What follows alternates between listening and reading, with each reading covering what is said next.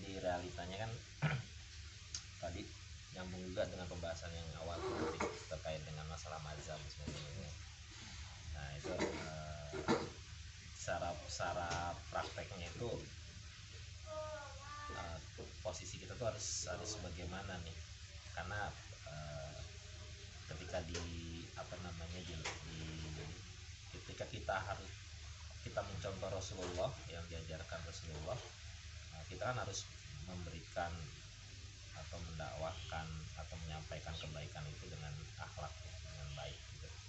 Tapi secara realita mungkin ada yang sudah paham dengan mungkin kafah syariahnya tapi masih menjelek-jelekan seperti itu, atau bahkan ada orang yang nggak paham tapi dia bukan nggak paham ya, takutnya ilmunya itu mungkin masih sedikit tapi dia bisa membawakan atau menyampaikan kebaikan. Nah kita harus di posisi yang seperti apa nih Ustaz, mungkin bisa disampaikan terkait hal ini, karena banyak juga yang punya kapasitas ya, juga mungkin bisa jadi tidak sampai ke masyarakat ketika dia tidak, karena mungkin karena dasar ini dalilnya ini. Ada juga yang biasa-biasa saja tapi dia bisa menyampaikan dengan kebaikan.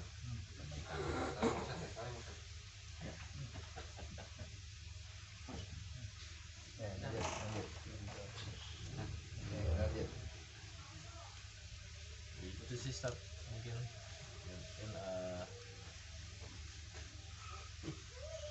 ya mungkin Irfan yang bisa apa nih kan ini ini aja kan kita kan bagaimana sikap kita menghadapi di masyarakat, dakwah kita lah istilahnya ya, yang selama ini banyak yang mempunyai ilmu ya tapi ya sering arogan lah istilahnya gitu menyampaikannya. Tapi ya, ada yang mempunyai ilmu sedikit tapi dia bisa menyampaikan dengan hikmah atau kan ya kan dengan hikmah dengan metodologi dan sebagainya gitu loh, sehingga dia terkesan lah gitu.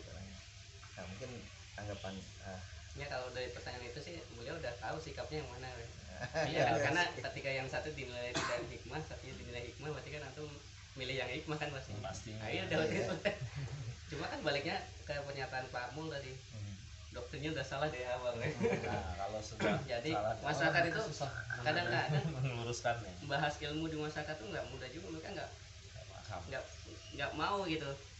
Nggak tahu ya kalau di sini, kalau di Kalimantan tuh cari ustadz yang bisa bikin ketawa, yang bisa ngelucu gitu, itu terungkap. Itu yang diikutin. Iya itu terungkap. Jadi kalau misalkan kita panitia, kita mau nyari ustadz gitu, pesannya begitu. Ustadz yang bisa ngelucu gitu. Ada pesan itu ya. Jadi dari itu verbal gitu, bukan soal rasa oh senang saya lebih suka ini, tapi sampai terungkapkan perkataan itu. Ya artinya memang nggak mudah juga tuh bahas ilmu. Tapi saya mau nanggapin itu kan nanti ustadz yang nanggapin ya. Jadi kalau dari KKP kan kita diminta merenungkan tentang bagaimana Rasulullah itu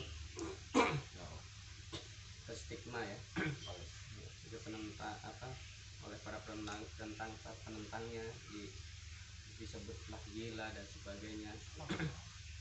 Kemudian tapi beliau meresponnya dengan keagungan akhlak gitu, dan keteguhan, bukan hanya keagungan tapi keteguhan tetap aja. Karena ada juga yang meresponnya dengan baik tapi kemudian udah melebur aja gitu, dakwanya pun nggak jalan gitu, akhirnya membangun kompromi aja gitu, oh ya udah biarin aja lah gitu. Musyarakah. Tapi ada juga yang musyarakah ya dulu kan kenal musyarakah ya. Tapi Rasul juga tetap meskipun memaklumi tapi tetap mendakwah gitu. Kemarin saya sholat Jumat itu di Baitul Quran ya. Itu bagus sekali khotibnya, dia mengingatkan momen Isra Mi'raj ini jaraknya cukup jauh gitu, tapi penting menurut saya bahwa kita mengenal Isra Mi'raj sebagai penghibur kan dari ampus gitu, dari tahun kesedihan Rasulullah karena wafatnya istri beliau, kemudian paman beliau, kemudian istri beliau. Tapi khotib ini mengingatkan kita lebih jauh lagi gitu, bahwa ada 3 tahun masa di mana umat Islam itu begitu sulit hidupnya gitu. Bahkan untuk makan pun enggak mudah karena semuanya diboikot gitu. Diboikotnya tuh ya memang benar-benar dagangan nggak boleh dibeli sama orang muslim gitu. Kemudian stok pasar dihabisin oleh mereka gitu. Bahkan digambarkan dalam hadis itu sampai memakan ya yang ada di sekitarnya aja lah, daun-daunan yang ada di sekitarnya dan sebagainya. Kemudian dalam kondisi itu Rasulullah kemudian ingin mencari perlindungan kan di Taif. Rupanya di Taif malah tadi yang untuk ceritakan, bahkan sampai anak-anak pun ngelemparin gitu.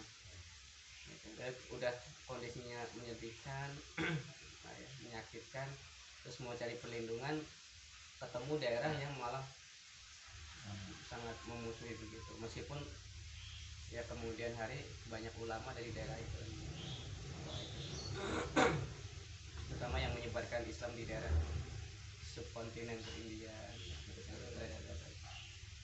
Nah, dan jawaban Rasulullah ketika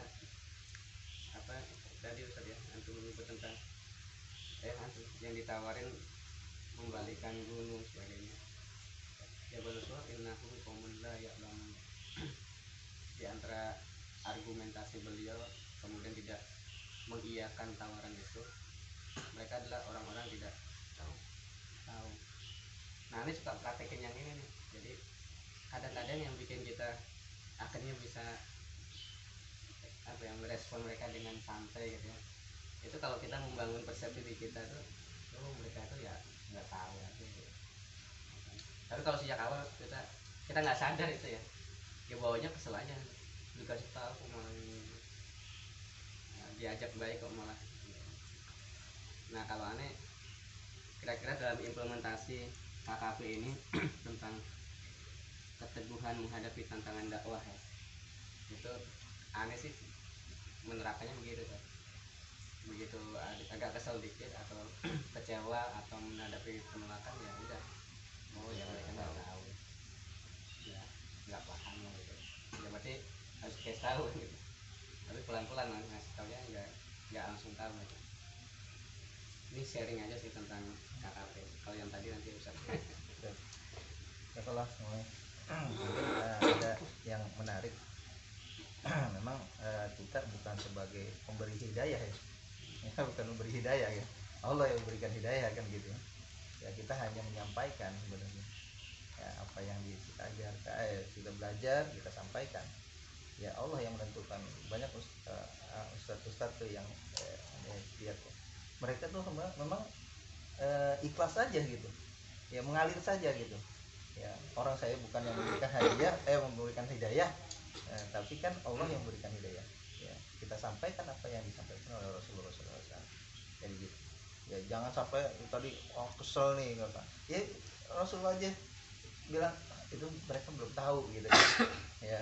Bahkan dia mengatakan kalau seandainya itu belum beriman sekarang, mungkin anak cucunya gitu. Anak cucunya ya maksudnya positif terus ya, terus aja gitu dakwah. Makanya kita jangan mutung gitu, sering mutung gitu baru ini mutung ya.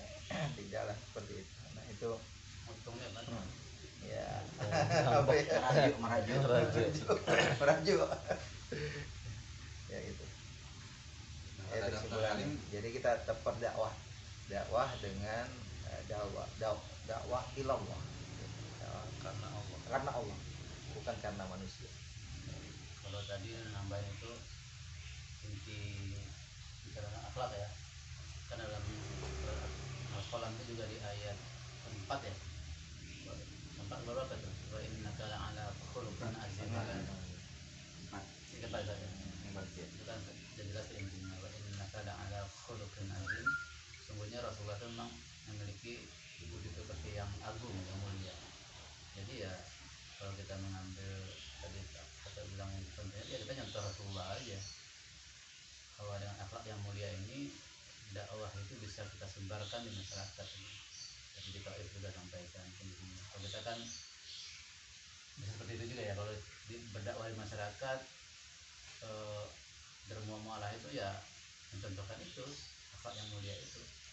Bahkan kemuliaan itu melekat pada diri Rasulullah lewat Al-Quran itu, lewat kolamnya itu.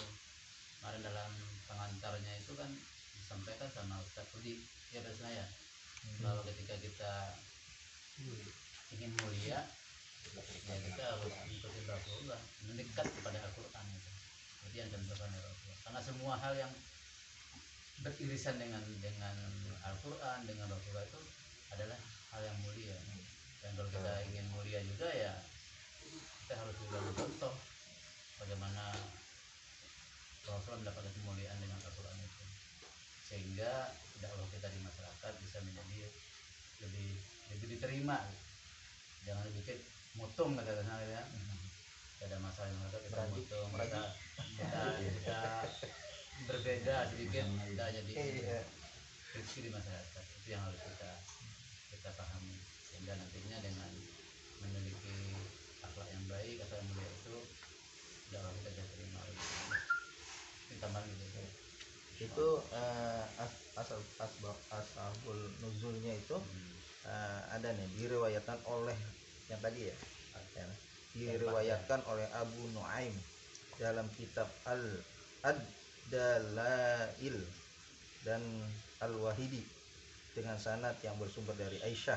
Kalau dari Aisyah tuh ini ya, selalu dari Aisyah ya, sanadnya langsung ya. Iya, Aisyah. Karena yang sering berdekatan ya, dan ini bahwa tidak ada seorang pun yang memiliki akhlak yang lebih mulia daripada akhlak Rasulullah SAW. Subhanallah. Apabila seorang memanggil beliau, baik sahabat, keluarga ataupun penghuni rumahnya, beliau selalu menjawab la baik. Memang kadang-kadang harus di itu ya, dibiasain ya, dibiasakan ya. Ya dibiasakan gitu. Abi siapa nama anak itu? Umar. La baik. Itu kan itu mencontoh Rasulullah. Baik.